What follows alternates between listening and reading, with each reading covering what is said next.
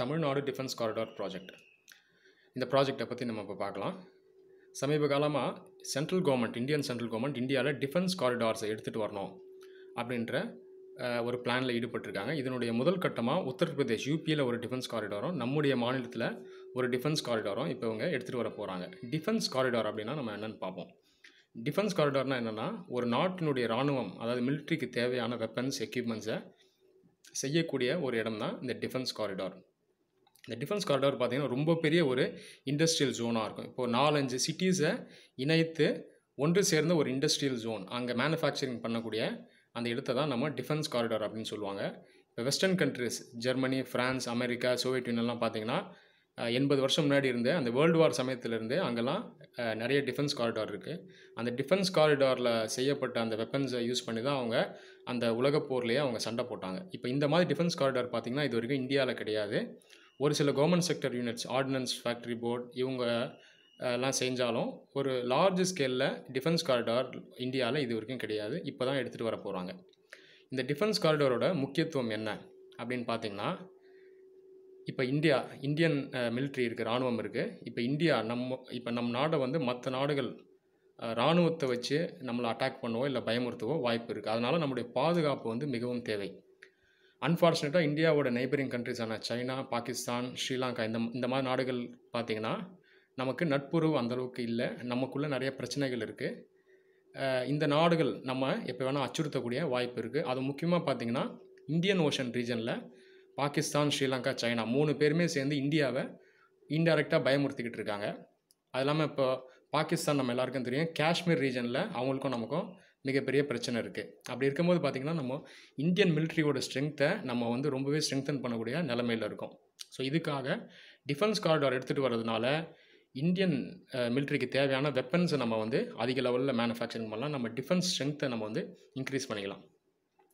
India கிட்ட பார்த்திங்கன்னா நம்மக்கிட்ட நியூக்ளியர் வெப்பன்ஸ் இருக்குது, அது இல்லாமல் ஏர்ஃபோர்ஸ் இருக்குது. இதெல்லாம் இருந்தாலும் பார்த்திங்கன்னா மற்ற நாடுகளை, வெஸ்டர்ன் கண்ட்ரிஸை கம்பேர் பண்ணும்போது நம்மளுடைய டிஃபென்ஸ் ஸ்ட்ரென்த் வந்து அந்தளவுக்கு இல்லை. இதுதான் உண்மை.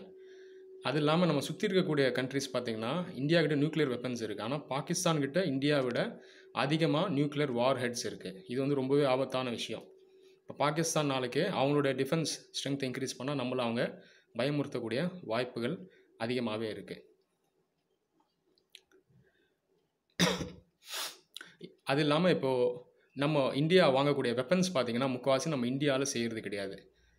ரொம்ப காலமாக நம்ம ரஷ்யா கிட்ட இருந்தோம், இஸ்ரேல் கிட்ட இருந்தோம் வாங்கிட்டு இருந்தோம். ரீசெண்டாக இப்போ அமெரிக்கா கிட்ட இருந்து நம்ம அதிகமாக வெப்பன்ஸ் வாங்கிட்டு இருக்கோம். இப்போ ஒரு 2 வருஷம் முன்னாடி பார்த்திங்கன்னா ஒரு வருஷத்தில் கிட்டத்தட்ட ஒரு $50 பில்லியன் அளவுக்கு நம்ம செலவு பண்ணி வெப்பன்ஸ் வாங்கிட்டு இருக்கோம்.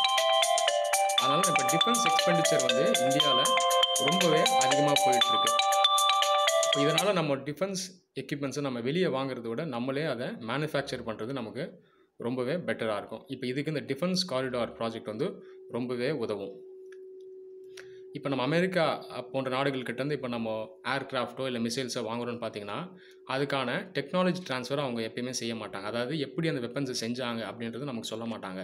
அது எப்பயுமே சீக்ரெட்டாக தான் வச்சுருப்பாங்க. நமக்கு அந்த ஜஸ்ட் அந்த ப்ராடக்ட்டை மட்டும் விற்றுட்டு போயிடுவாங்க. இப்போ வெளிநாட்டுக்காரன் நம்மக்கிட்ட எப்படி ஒரு மொபைல் ஃபோனை விற்கிறானோ அதே மாதிரி அவன் வந்து நம்மக்கிட்ட அந்த வெப்பன்ஸை விற்றுட்டு போயிடுவாங்க. இப்போ இதனால் இந்தியாவுக்கு எந்த பிரயோஜனம் இல்லை. நம்ம கஷ்டப்பட்டு சம்பாதிச்ச பணம் வந்து நமக்கு வந்து விரயமாக போயிடும். இப்போ நம்ம இந்த இம்போர்ட்டை தவிர்த்துட்டு indigenous manufacturing of defence units, அதாவது நம்மளே சொந்தமாக டிஃபென்ஸ் எக்யூப்மெண்ட்ஸையும் வெப்பன்ஸையும் உருவாக்கக்கூடிய அந்த ப்ரோக்ராம் தான் இந்த டிஃபென்ஸ் காரிடார் ப்ராஜெக்ட். இப்போ இதனால் நம்ம மாநிலத்துக்கான நன்மைகள் என்ன அப்படின்னு பார்த்திங்கன்னா, இந்த ப்ராஜெக்ட் முதல்ல எங்கே வருது அப்படின்னு பார்த்திங்கன்னா சென்னை, பெங்களூர் இந்த செக்டரில் தான் அது வந்து மெயினாக வருது. இதில் என்னென்ன சிட்டிஸ்லாம் இன்வால்வ் ஆகிருக்கு பார்த்திங்கன்னா கோயம்புத்தூர், ஓசூர், திருச்சி, சேலம் போன்ற இந்த சிட்டிஸ் எல்லாம் இந்த ரீஜன் இன்வால்வ் இருக்குது. இதிலெல்லாம் சுற்றி அமைஞ்சு வரக்கூடிய இந்த ப்ராஜெக்ட் தான் இந்த டிஃபென்ஸ் காரிடார். இப்போ இந்த ப்ராஜெக்ட் வந்துச்சுன்னா என்ன ஆகும் அப்படின்னு பார்த்திங்கன்னா, இந்த சிட்டிஸை சுற்றி நிறைய இண்டஸ்ட்ரியல் யூனிட்ஸ் வரும், நிறையா ஸ்பெஷல் எக்கானமிக் ஜோன்ஸ் வரும்.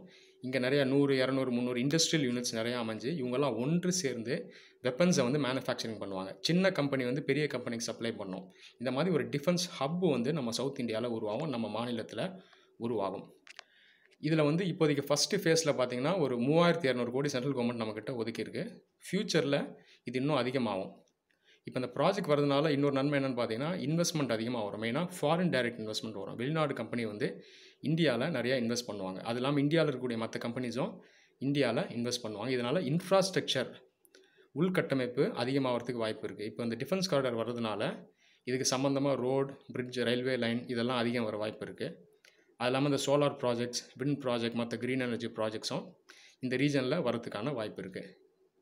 இது இல்லாமல் இந்த டிஃபென்ஸ் காரிடார்னால் மொத்த எக்கனாமிக் க்ரோத்தே அதிகமாகிறதுக்கு வாய்ப்பு இருக்குது. இப்போ வந்து 3 லட்சத்துலேருந்து 5 லட்சம் வரைக்கும் வேலை வாய்ப்புகள் உருவாக வாய்ப்பு இருக்குது. ஸ்கில்டு லேபர், அன்ஸ்கில்டு லேபர் 2 பேருக்குமே இதனால் வேலை வாய்ப்புகள் உருவாகும். இப்போ நம்ம மாநிலத்தில் பார்த்திங்கன்னா அதிகமாக கிராஜுவேட்ஸ் உருவாக்குறோம். அதிகமாக இன்ஜினியரிங் கிராஜுவேட்ஸ் உருவாக்கினாலும் இவங்களுக்கு வேலை வாய்ப்பு கிடையாது. இவங்கெல்லாம் இன்ஜினியரிங் செக்டரில் வேலைகள் இல்லாமல் இருக்குது. அதனால் இந்த டிஃபென்ஸ் காரிடார் வந்துச்சு பார்த்திங்கன்னா இந்த இன்ஜினியர்ஸ் எல்லாம் நம்ம அதில் எம்ப்ளாய் பண்ணலாம். ஏன்னா டிஃபென்ஸ் செக்டரில் இன்ஜினியரிங் கிராஜுவேட்ஸ் கண்டிப்பாக வேலை வாய்ப்புகள் அதிகம். அதனால் இவங்களுக்கெல்லாம் எம்ப்ளாய்மெண்ட் கிடைக்கும்.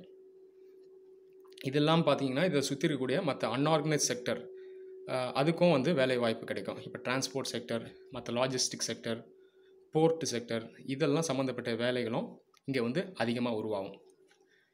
இதன் இல்லாமல் பார்த்திங்கன்னா எஜுகேஷன் செக்டரும் இதனால் உருவாகக்கூடிய வாய்ப்பு இருக்குது. நான் சொன்ன மாதிரி indigenous production of defence weapons அதாவது இந்தியா நாமே வந்து டிஃபென்ஸ் வெப்பன்ஸை உருவாக்குறதுனால ரிசர்ச் அண்ட் டெவலப்மெண்ட் R&D இந்தியாவிலே விஞ்ஞானிகளை வச்சு நம்ம வெப்பன்ஸை உருவாக்கலாம்.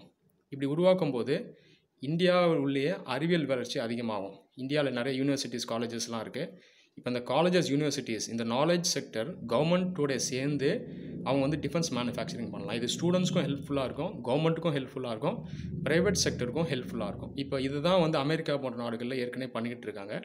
நம்ம இதை கண்டிப்பாக செய்யணும். இது செஞ்சோன்னா நமக்கு வந்து நன்மைகள் ரொம்பவே அதிகமாக இருக்கும்.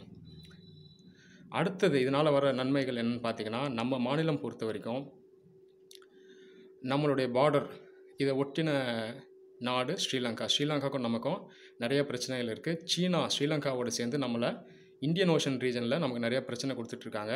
இன்டெரக்டாக நம்மளை அச்சுறுத்திட்டும் இருக்காங்க. இதில் பாகிஸ்தானும் அவங்களோட ஒன்று சேர்ந்துக்குது. இப்போது இந்த சவுத் இந்தியன் ரீஜன் நீங்கள் பார்த்தீங்கன்னா கோஸ்டல் ஏரியா அந்தளவுக்கு ஸ்ட்ராங்காக கிடையாது. இப்போது மகாராஷ்டிரா, குஜராத்லாம் பார்த்திங்கன்னா கோஸ்டல் ரீஜனை பீச்சை ஒட்டின, சீயை ஒட்டின மாதிரி கோஸ்டல் ரேடார்ஸ் இருக்கும், ஷிப்ஸை ஸ்டேஷன் பண்ணி வச்சுருப்பாங்க, மற்ற எக்யூப்மெண்ட்ஸ்லாம் அங்கே ரொம்ப ஸ்ட்ராங்காக இருக்குது. சவுத் இந்தியா பொறுத்த வரைக்கும், தமிழ்நாடு, கேரளா பொறுத்த வரைக்கும் இந்த கோஸ்டல் டிஃபென்ஸ் இன்ஃப்ராஸ்ட்ரக்சர் ரொம்பவே வீக்காக இருக்குது. இப்போ ஒரு டிஃபென்ஸ் காரிடார் நம்ம மாநிலத்தில் கொண்டு வரதுனால நம்ம சவுத் இந்தியன் டிஃபென்ஸ் கோஸ்டல் இன்ஃப்ராஸ்ட்ரக்சரை நம்ம ரொம்பவே ஸ்ட்ரெங்தன் பண்ண முடியும். ஏர்க்ராஃப்ட் கேரியர்ஸை நம்ம வந்து இந்தியன் ஓஷன் ரீஜனில் நிற்க வைக்கணும். ஏர்க்ராஃப்ட் கேரியர்ஸ்னால் மிகப்பெரிய பிரம்மாண்டமான கப்பல், அது இராணுவ கப்பல். அந்த இராணுவ கப்பலில் 100-200 மில் நம்ம வந்து ஏர்க்ராஃப்ட், நம்ம வந்து அந்த ஃபைட்டர் ஜெட்ஸ் எல்லாம் நிறுத்தி வச்சுருப்போம். இதுதான் ஏர்க்ராஃப்ட் கேரியர். இந்தியாவில் இப்போதைக்கு ஒரே ஏர்க்ராஃப்ட் கேரியர் தான் இருக்குது.